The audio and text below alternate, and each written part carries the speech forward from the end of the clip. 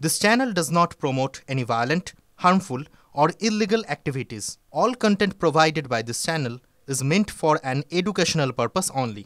ঢাক জল পিটিয়ে তিনটে শৃঙ্খলা রক্ষা কমিটি তৈরি করেছে তৃণমূল। একটিতেও ঠাঁই হয়নি দলের নাম্বার 2।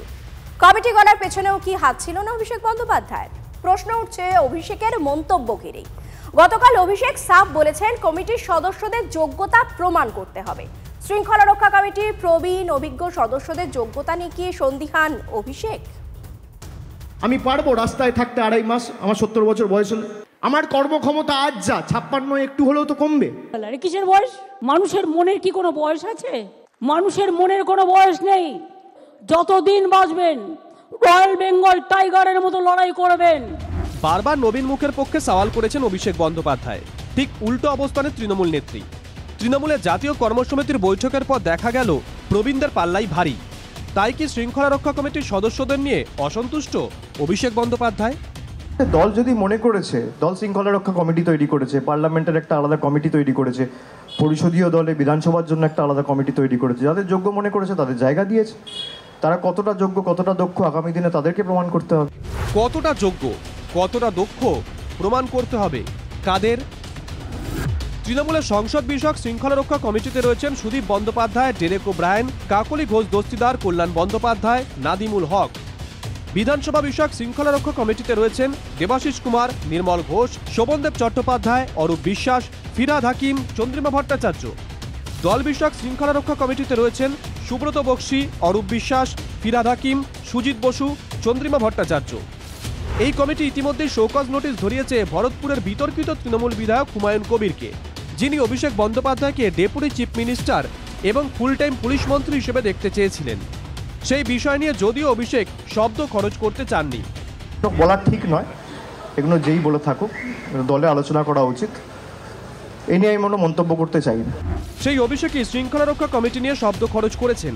তার মুখে বারবার ঘুরে ফিরে এসেছে দক্ষতা, যোগ্যতা এই শব্দগুলো। আমি যখন যে দায়িত্ব পেয়েছি আমি আমার সামর্থ্য অনুযায়ী চেষ্টা করেছি, সম্মুখ সমরে লড়াই করেছি। দল যাদেরকে দায়িত্ব দিয়েছে আমি মনে করি দলের সিদ্ধান্ত শিরোধার্য। তারা কতটা দক্ষ, তারা কতটা পটু, তারা কতটা পরীক্ষিত, প্রমাণ তাদের করতে হবে। শৃঙ্খলা রক্ষা কমিটির সদস্যদের অধিকাংশই অভিজ্ঞ। তবে কি অভিজ্ঞ নেতাদেরও যোগ্যতার প্রমাণ দিতে হবে?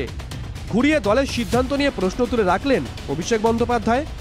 খুব তাৎপর্যপূর্ণভাবে মঞ্চে দাঁড়িয়ে বললেন চ্যালেঞ্জই জীবন।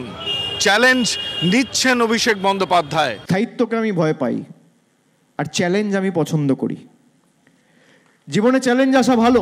নবীন প্রবীণ দ্বন্দ্বের আঁচ কি আরও বাড়বে? ডায়মন্ড হারবার থেকে রাজ্য রাজনীতিতে নতুন তরজার আমদানি। প্রবীণ নবীন, আমি ওদের দলের মধ্যে কে প্রবীণ চোর, কে নবীন চোর, কে ছিচকে চোর, কে পাকা চোর, দীর্ঘদিনের অভিজ্ঞতা সম্পন্ন, সেটা ওরা বুঝুক, সেটা নিয়ে আমাদের কিছু যায় আসে না। তৃণমূল কংগ্রেস শৃঙ্খলা রক্ষা করবে এটা পশ্চিমবঙ্গের মানুষ আশা করে, সমাজ প্রত্যাশা করে। বিশৃঙ্খলা তৃণমূল কংগ্রেস, প্রাতিষ্ঠানিক লুট আর তৃণমূল কংগ্রেস, সীমাহীন লোভ আর তৃণমূল কংগ্রেস।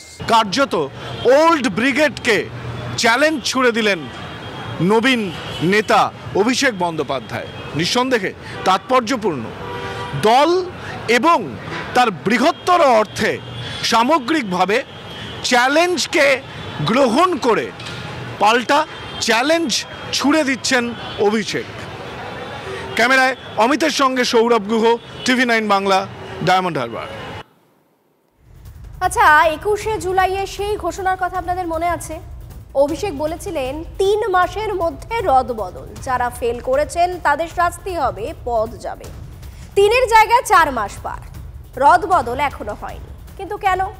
ইঙ্গিতে জবাব দিচ্ছেন অভিষেক।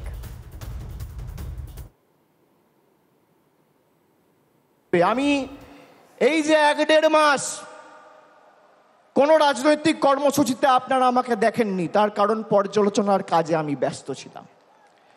আগামী 3 মাসের মধ্যে এর ফল আপনারা দেখবেন। 3 মাসের মধ্যে। 21শে জুলাই দলে পরিবর্তনের বার্তা দিয়েছিলেন অভিষেক বন্দ্যোপাধ্যায়। নভেম্বর পার, এখনও রদবদল হয়নি। 25শে নভেম্বর জাতীয় কর্মসমিতির বৈঠকে একাধিক নতুন সিদ্ধান্ত নেয় তৃণমূল কংগ্রেস, কিন্তু রদবদল হয়নি বলেই দিয়েছিলেন চন্দ্রিমা ভট্টাচার্য। এটা ন্যাশনাল ওয়ার্কিং কমিটির একটা বৈঠক, সুতরাং এখানে তো আর রদবদল নিয়ে কিছু হবে না। সেটা যদি যখন কোথাও হওয়ার হয় সেটা পার্টি দেখবে। যদিও শনিবার আমতলায় অভিষেক বলেছেন, সেপ্টেম্বর মাসেই আমি পাঠিয়ে দিয়েছি। সেপ্টেম্বর মানে 2 মাসের মধ্যে অভিষেক রদবদলের তালিকা বানিয়ে পাঠিয়েও দিয়েছেন। তাহলে রদবদল হলো না কেন? অভিষেকের জবাব, আমার কর্তব্য আমি করেছি। আমি বারবার বলছি দলের সিদ্ধান্ত, নেত্রীর সিদ্ধান্ত শিরোধার্য। এবার তিনি কবে করবেন তিনি জানেন। আমার কাজ, আমি যেটা 21শে জুলাইয়ের মঞ্চ থেকে বলেছিলাম, যে আমার কর্তব্য, আমার সাংগঠনিকভাবে আমার যতটুকু এবং রেজাল্ট দেখে আমি সেভাবে প্রস্তাব রেখেছি। তারপর করবে কি না করবে সেটা দল ঠিক করবে, আর কবে করবে সেও দল ঠিক করবে। আমতলায় অভিষেকের গলায় চ্যালেঞ্জ নেওয়া সুর শুনেছে বাংলা। বলেছেন, চ্যালেঞ্জ নিতে ভালোবাসি। দলের অন্দরেও কি চ্যালেঞ্জের সম্মুখীন অভিষেক? যা চাইছেন তা কি হচ্ছে না? অভিষেক কর্তব্য সারলেন, অথচ ফল হলো না। আঙুর ফল সবসময় টক। আপনি মনে করেন হুমায়ুন কবির হঠাৎ করে তার মনে হলো পুলিশ মন্ত্রী করা উচিত অভিষেক বন্দ্যোপাধ্যায়কে? সে তো হতে পারে না। সে কারোর তারই নির্দেশে, তারই কথা হুমায়ুনের মুখ দিয়ে বেরিয়েছে। এখন যখন আঙুর ফল পাইনি তখন আঙুর ফলকে টক বলে সংগঠন করা, ডাক্তারদের নিয়ে মিটিং করা, এসব করাই ভালো। এটা প্রমাণিত সত্য, মমতা বন্দ্যোপাধ্যায়কে সামনে রেখে অভিষেক বন্দ্যোপাধ্যায়ের মজবুত সাংগঠনিক ভিত্তির উপর দাঁড়িয়েই কিন্তু প্রত্যেকটা নির্বাচনে বাংলার মানুষ আরও বেশি করে তৃণমূল কংগ্রেসকে সমর্থন করছে এবং আগামী দিনেও ঠিক একইভাবে 2026 সালে 250 আসনে জেতা তৃণমূল কংগ্রেসের জন্য শুধু সময় লাগবে। ভোটের বাক্সে যারা রেজাল্ট দিতে পারেননি তাদেরই পদ কেড়ে নেওয়ার কথা বলেছিলেন অভিষেক। রদবদল অভিষেকের রায় কার্যকর না হলে তৃণমূলের নন পারফর্মাররা কি বাড়তি অক্সিজেন পেয়ে যাবেন না? Bureau report, TV9 Bangla.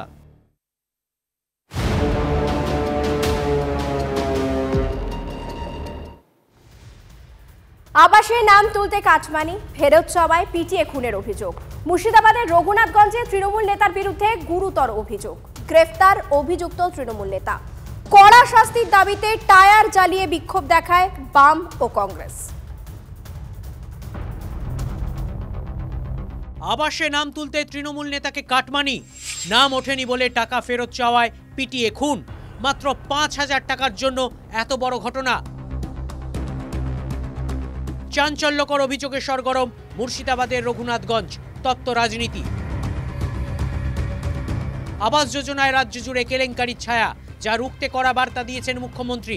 নতুন করে চলছে সমীক্ষা, কিন্তু তার নির্দেশ কি তার দলেরই? নিচু স্তরের নেতাদের একাংশ মানতে চাইছেন না। রঘুনাথগঞ্জে যে অভিযোগ উঠেছে তাতে এই প্রশ্ন উঠবেই। মিঠিপুর পঞ্চায়েতের মুকুন্দপুরের বাসিন্দা কালু শেখ পরিবারের দাবি, আবাস তালিকায় নাম তোলার জন্য স্থানীয় তৃণমূল নেতা মিঠু শেখ ওরফে আব্দুল লতিফকে 5,000 টাকা দিয়েছিলেন কালু, কিন্তু পরে প্রকাশিত তালিকায় তার নাম ছিল না। নিহতের পরিজনের দাবি, আবাসের তালিকায় নাম না ওঠায় শনিবার সন্ধ্যায় তৃণমূল নেতার কাছে টাকা ফেরত চাইতে যান কালু। অভিযোগ, সেখানে তাকে বাঁশ দিয়ে বেধড়ক মারধর করেন ওই তৃণমূল নেতা। মাথায় গুরুতর আঘাত লাগে কালু শেখের। 3 বছর বাড়ি করার জন্য 5,000 টাকা নিয়েছে। তো বাড়ি করার নাম বলাই, তো ওকে বলেছে ওই টাকাটা আমাকে দিয়ে দে ভাই।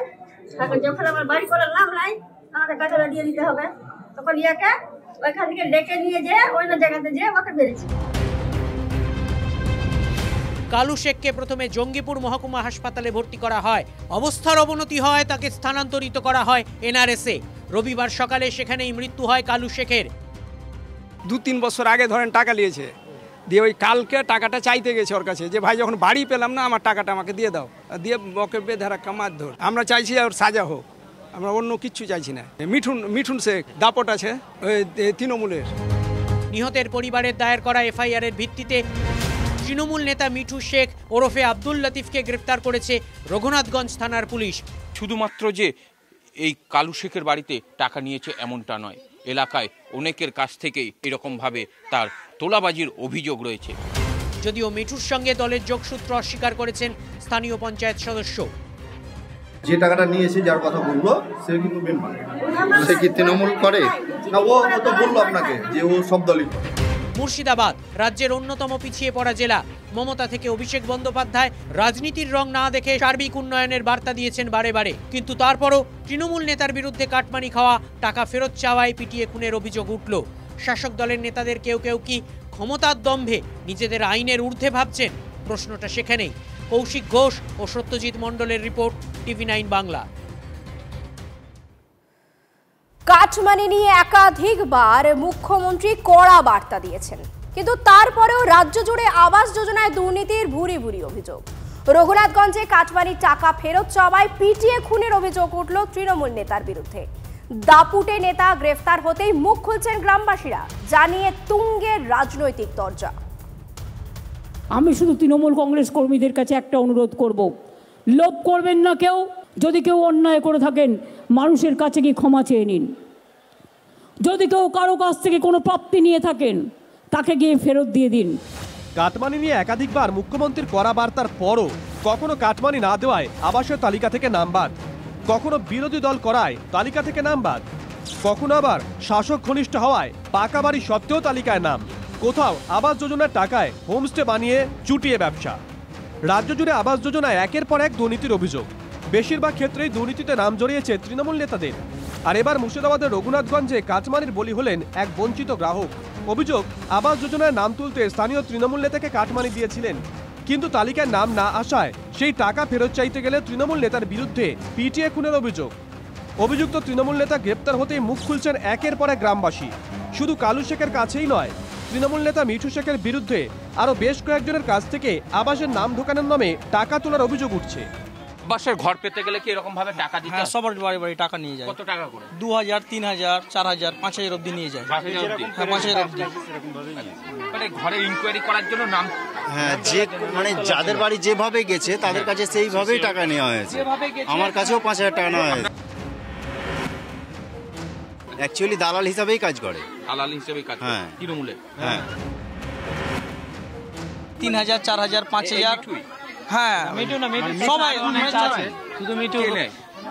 আমাদের গ্রামে যারা নেতৃত্ব দিচ্ছে তৃণমূলে, হ্যাঁ তৃণমূলে যারা নেতৃত্ব দিচ্ছে, যে সব লোকগুলো সেই সব লোকগুলোই নিয়েছে। এলাকায় আরো যারা টাকা দিয়েছে, টাকা ফেরত চাইতে গেলে মারধর করা হয়, মহিলাদের অসভ্য ভাষায় গালিগালাজ পর্যন্ত দেওয়া হয়, এমনটাই অভিযোগ উঠেছে এই তৃণমূল নেতার বিরুদ্ধে।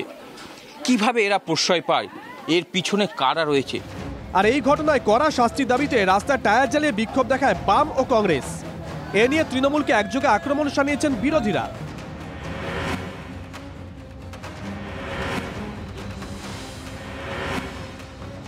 আবাস থেকে শুরু করে 100 দিনের কাজে অ্যালটমেন্ট আমি নবান্ন থেকে দেখবো। আপনি নবান্ন থেকে কি দেখছেন?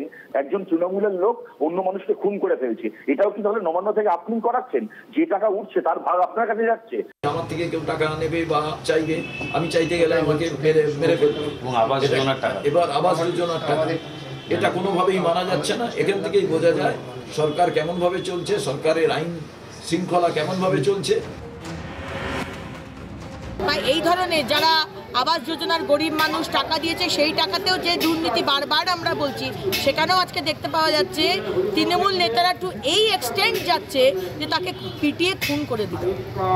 আজকে তৃণমূল মানে যে দুর্নীতি, তৃণমূল মানে যে অনৈতিকতা, তৃণমূল মানে রেপিস্ট, তৃণমূল মানে মার্ডারার, এটা আরেকবার প্রমাণ হলো। অভিযোগ মারাত্মক, এবং অভিযোগ যদি সত্য হয় তাহলে পুলিশ নিশ্চিতভাবে, এটা তৃণমূল কি তৃণমূল নয় এটা বিচার্য নয়, অভিযোগ যদি ঠিক হয় পুলিশ যথাযথ ব্যবস্থা নেয়। যে বা যারা জড়িত যুক্ত, যদি আরও কেউ থাকে, যদি অপরাধ জেনেও কেউ চেপে গিয়ে থাকে, সেগুলো পুলিশ দেয়। আবাস রাজনৈতিক তরজা তো চলছেই, কিন্তু প্রশ্ন হলো আবাসের ঘর পেতে এই কাটমানি কালচার বন্ধ হবে কবে? সামান্য 5000 টাকার জন্য ফের কোনো বঞ্চিত গ্রাহকের প্রাণ যাবে না তো? কৌশিক ঘোষের রিপোর্ট, TV9 বাংলা। শ্রম দিয়েও মিলছে না বেতন, দেওয়ালে পিঠ ঠেকেছে, তাই এবার কর্মবিরতি। কাল থেকে কোনো পরিষেবা দেবেন না হুগলি চুঁচুড়া পুরসভার অস্থায়ী কর্মীরা। তাদের দাবি, বকেয়া বেতন না মিললে কর্মবিরতি চলবে। মানে সোমবার থেকে দুর্ভোগে পড়তে চলেছেন চুঁচুড়াবাসী। প্রশ্ন হলো, দীর্ঘদিনের এই বেতন সমস্যা স্থায়ী সমাধান কেন করতে পারছে না হুগলি চুঁচুড়া পুরসভা?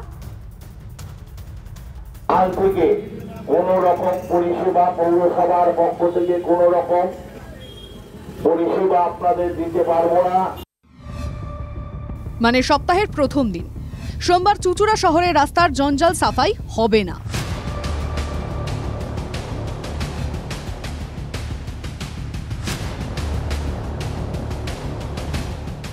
জল পাবেন না শহরবাসী। সন্ধে হলে অন্ধকারে ডুবে যাবে চুঁচুড়া শহর, কারণ সোমবার থেকে লাগাতার কর্মবিরতিতে যাচ্ছেন হুগলি চুঁচুড়া পুরসভার অস্থায়ী কর্মীরা। কেন এই কঠিন সিদ্ধান্ত? কারণ আমরা চাইছি আমাদের আজ 2-3 মাসের মাইনে বাকি আছে, পুরো মাইনে দিতে হবে। কর্মচারীরা আজকে আত্মহত্যা করতে বাধ্য হচ্ছে, প্রায় আত্মহত্যা করার মতো জায়গায় পৌঁছে গেছে। দীর্ঘদিন ধরেই হুগলি চুঁচুড়া পুরসভায় নিয়মিত বেতন না পাওয়ায় অভিযোগ অস্থায়ী কর্মীদের। বেশ কয়েক মাস ধরেই হুগলি চুঁচুড়া পুরসভায় বেতন নিয়ে টালবাহানা চলছে। সূত্রের খবর, পুরসভায় প্রায় 2500 অস্থায়ী কর্মী রয়েছেন। বিদ্যুৎ, জল, জঞ্জাল, সাফাই গাড়ি চালক থেকে অন্যান্য দফতর, সব ক্ষেত্রেই অস্থায়ী কর্মীদের 2 থেকে 3 মাসের বেতন বকেয়া বলে অভিযোগ। প্রতিবাদে শনিবার মাসিক বোর্ড মিটিংয়ে পুরপ্রধান সহ কাউন্সিলরদের ঘেরাও করে রেখেছিলেন অস্থায়ী কর্মীরা। তারপরও কোনো রকম বেতন পাওয়ার আশ্বাস না দেওয়ায় সোমবার থেকে কর্মবিরতির হুঁশিয়ারি অস্থায়ী কর্মীদের। পৌরসভার একমাত্র অ্যাম্বুলেন্স বাদ দিয়ে সমস্ত পরিষেবা বন্ধ থাকবে। যে হুঁশিয়ারি, সেটা হুঁশিয়ারিতেই সীমাবদ্ধ রইল না। আজ সকাল থেকে হুগলি চুঁচুড়া পুরসভা এলাকার বিভিন্ন যেসব জায়গা রয়েছে সেই সব জায়গায় তারা মাইকিং করে জানিয়ে দিচ্ছেন যে তারা কর্মবিরতি করবেন। অস্থায়ী কর্মীদের দাবিতে ন্যায়সঙ্গত বলছেন শহরবাসীর একাংশ। মাইনে তো পাওয়া উচিত, নালে তারা কাজ করবে কি করে? তাদেরও সংসার আছে, তাদেরও চলবে কি? কিন্তু একই সঙ্গে বাসিন্দাদের প্রশ্ন, পুরসভাকে কর দেওয়ার পরও কেন পরিষেবা থেকে বঞ্চিত হতে হবে? এটা তো অনেকটাই সমস্যা, কেন আমার সাধারণ মানুষ তো ট্যাক্স দিয়েই যাচ্ছে, সাধারণ মানুষ সেই ঝামেলাটা করবে কেন? কাল থেকে যদি জলই না পাই, প্রত্যেকটা পরিবারের তো মানে জল ছাড়া তো, জলই এতটাই প্রয়োজনীয় জিনিস, জল ছাড়া তো চলবেই না। আর সবার ঘরেই বাচ্চা আছে, এত জলের যদি জল নাই দেয় তাহলে আমাদেরই বা আমরা কাজকর্ম কোথা দিয়ে করবো? অস্থায়ী কর্মীরা হাত তুলে নিলে বিপর্যস্ত হবে পুরসভার নাগরিক পরিষেবা। যদিও পুরো চেয়ারম্যানের হুঁশিয়ারি, যদি কেউ করে তাহলে মাইনা কাটা যাবে, প্রয়োজনীয় ব্যবস্থা নেওয়া হবে। আজ থেকে মাইনা হচ্ছে কিন্তু দেরিতে হচ্ছে, সেটা দিয়ে দেওয়া হবে। বকেয়া বেতন মেটাতে গিয়ে যে হিমশিম অবস্থা, সে কথা স্বীকার করেই নিচ্ছে চুঁচুড়া পুরসভা। দাবিটা ন্যায্য দাবি, কিন্তু আমাদের যেহেতু সরকারি কোনো সাহায্য ওদের মাইনার ব্যাপারে দেয় না সরকার, সেই জন্য আমাদের যদি ফান্ড হয় তাহলে আমরা মাইনা দেবো। পুরসভা এক প্রকার হাত তুলে নিয়েছে। অস্থায়ী কর্মীরা ক্ষোভে কর্মবিরতির পথে হাঁটছেন, আর মাঝে পড়ে পরিষেবা থেকে বঞ্চিত হওয়ার আশঙ্কায় ভুগছেন চুঁচুড়া শহরবাসী। বেতন সমস্যার স্থায়ী সমাধান কি আদৌ বেরোবে? হুগলির চুঁচুড়া থেকে ক্যামেরায় অমল চক্রবর্তীর সঙ্গে আশেকেন সান টিভি 9 বাংলা। আচ্ছা, রবিবারের সকালে আম আদমির হাতে কি থাকতে পারে? চায়ের কাপ থাকতে পারে, খবরের কাগজ থাকতে পারে, কিংবা বাজারের ব্যাগ, তাই তো? আর যদি তৃণমূল কর্মী হন, পিস্তল। না না, কোনো ঠাট্টা করছি না, মালদার হরিশ্চন্দ্রপুরের ছবিটা অন্তত তাই বলছে। পিস্তল উঁচিয়ে তৃণমূল কর্মী দাপিয়ে বেড়াচ্ছে। ভিডিও ভাইরাল হতেই গ্রেফতার হতে হলো। তাতে অবশ্য তরজা থামছে না। পরনে লুঙ্গি, স্যান্ডো গেঞ্জি আর হাতে পিস্তলের কারসাজি। গ্রামে ঠিক এই কায়দায় চলল দাদাগিরি। মালদা হরিশ্চন্দ্রপুর থানার দক্ষিণ তালসুর গ্রামের এই ভিডিও ভাইরাল হবে নাই বা কেন? যার হাতে পিস্তল তিনি এলাকার তৃণমূল কর্মী হিসেবে পরিচিত, নাম মনসুর রহমান। অভিযোগ, এলাকায় ক্ষমতা দখলকে কেন্দ্র করেই পিস্তল উঁচিয়ে তৃণমূল কর্মীর এমন দাপাদাপি। পিস্তল হাতে তৃণমূল কর্মীর এই ভিডিও সোশ্যাল মিডিয়ায় ভাইরাল হতে দেরি করেনি, চোখ পড়ে পুলিশেরও। তারপরই মনসুরের বাড়িতে হরিশ্চন্দ্রপুর থানার অভিযান। আগ্নেয়াস্ত্র, কার্তুজ সমেত তৃণমূল কর্মী গ্রেফতার। প্রশ্ন হলো, গ্রামের সামান্য তৃণমূল কর্মীর হাতে পিস্তল এলো কোথা থেকে? আমাদের সভ্য সমাজে এরকম কি মেনে নেওয়া যায় একটা লোক বন্দুক নিয়ে দাপিয়ে বেরাবে? সারা পশ্চিমবাংলায় যে আতঙ্ক যেভাবে হচ্ছে, তৃণমূলই ছোটাচ্ছে। সামনে যেহেতু ইলেকশন আছে, এই জন্য এগুলো করছে ভয় দেখাবার জন্য। 26শে ভোট, এই 26শে ভোটের এরা প্রস্তুতি তৈরি করছে এলাকায় সন্ত্রাস তৈরি করার জন্য। এরা এখন থেকেই বিহার থেকে অস্ত্র আনার জন্য এরা তৈরি হয়ে আছে। পিস্তল নিয়ে তৃণমূল কর্মীর দাপাদাপি দেখে বিরোধীরা খড়গহস্ত। যদিও শাসক দল বলছে, গত উপনির্বাচনে 6-6 কিন্তু তৃণমূলই হয়েছে। তৃণমূলকে সন্ত্রাস করার দরকার পড়বে না, মানুষ তৃণমূলের মমতা বন্দ্যোপাধ্যায়ের সাথে আছে।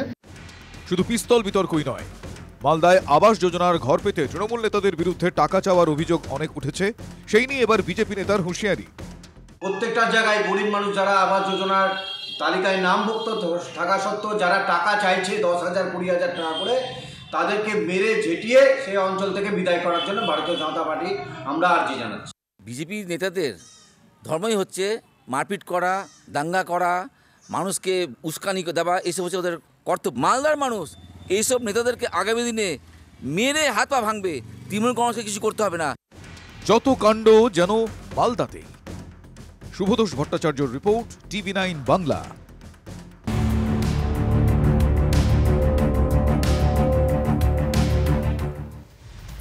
ভিন রাজ্যে আলু রফতানিতে বিধিনিষেধ না তুললে কর্মবিরতির ডাক আলু ব্যবসায়ী এবং হিমঘর মালিকদের, যার জেলে আলুর দাম বৃদ্ধি পাওয়ার আশঙ্কা। হিমঘরে আলু রাখার সময়সীমা বাড়লেও জটিলতা থেকেই যাচ্ছে।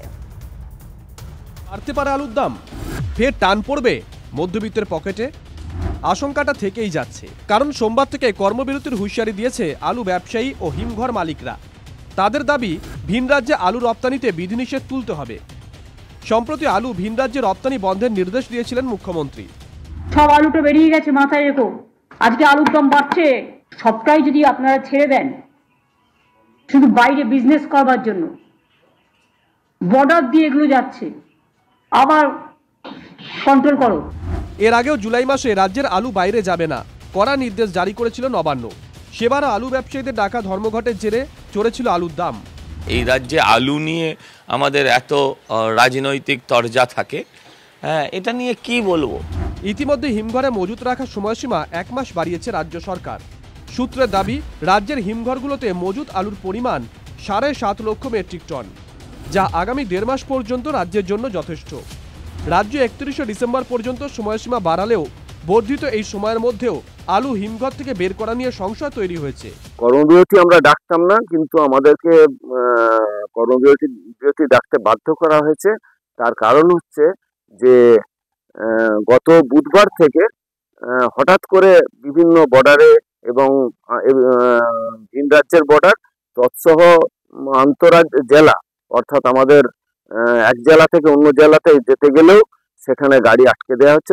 বহির্রাজ্যে যে আলুগুলো যায় সেটা প্রায় আজ থেকে 4-5 দিন ধরে বর্ডারে আটকে রয়েছে এবং আটকে থাকার ফলে আলুগুলো নষ্ট হচ্ছে।